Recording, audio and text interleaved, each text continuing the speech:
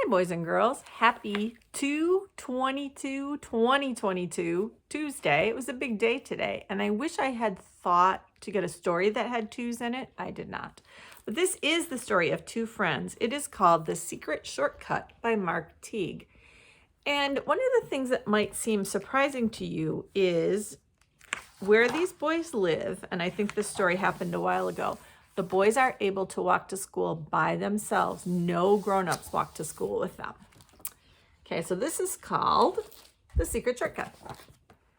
On Monday, Wendell and Floyd were late for school. They had nearly been captured by space creatures, they told their teacher.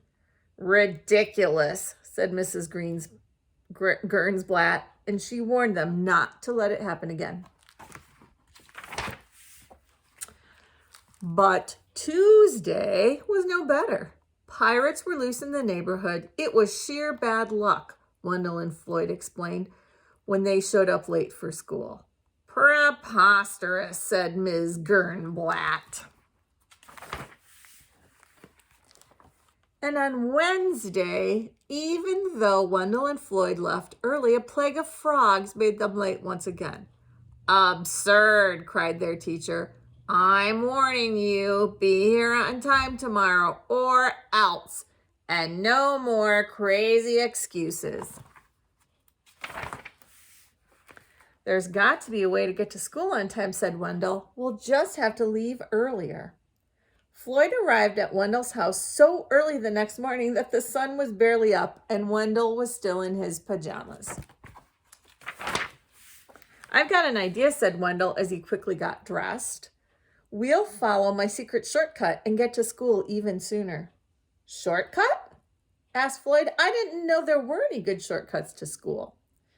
This is the secretest shortcut of all, said Wendell. In fact, I invented it myself. He led Floyd up the alley by the Ulick's backyard, then down a culvert, over a fence, and through a dense thicket of blackberry vines. Then they scrambled over some boulders, down a steep bank, and across a narrow stream. This is some shortcut, said Floyd.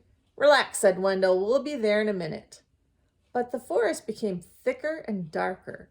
Soon it was hung with vines. The screeches of strange jungle animals echoed all around. Maybe we took a wrong turn, said Floyd. I'm pretty sure the school is right up ahead, Wendell said. But the jungle only grew wilder.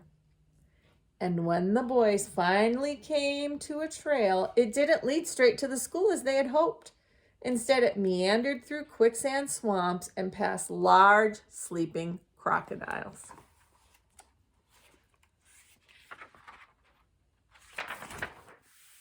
And across a deep, rocky gorge. It began to get late. This is going to be hard to explain, said Floyd. They stood in a small clearing. I have an idea, said Wendell. We'll climb a tree and see if we can spot the school. They chose the biggest, tallest tree they could find and climbed all the way to the top. Do you see the school? Asked Wendell. I don't even see the town, said Floyd. They watched some monkeys playing in the vines. I have another idea, said Wendell. What is it? Asked Floyd. He was getting tired of Wendell's ideas. We'll swing from these vines just like the monkeys, said Wendell. That way we'll travel much faster. Soon they were swinging from vine to vine. This isn't bad, shouted Floyd. I'll bet we're making good time.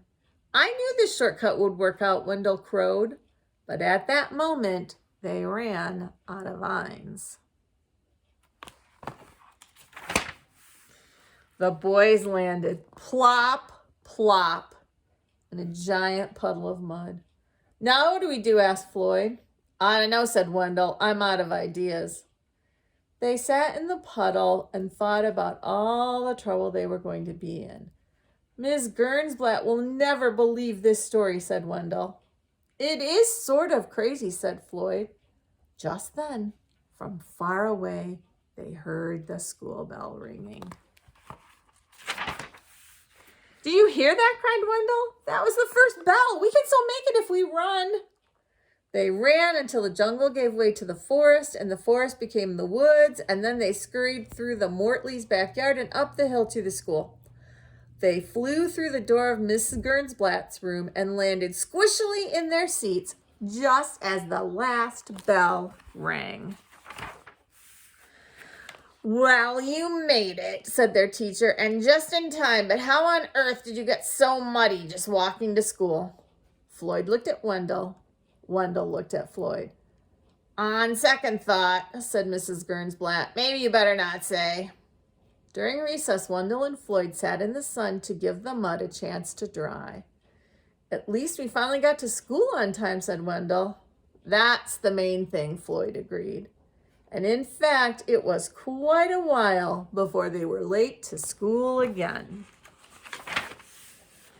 Even so, they never did find a really good shortcut. All right, good night, boys and girls.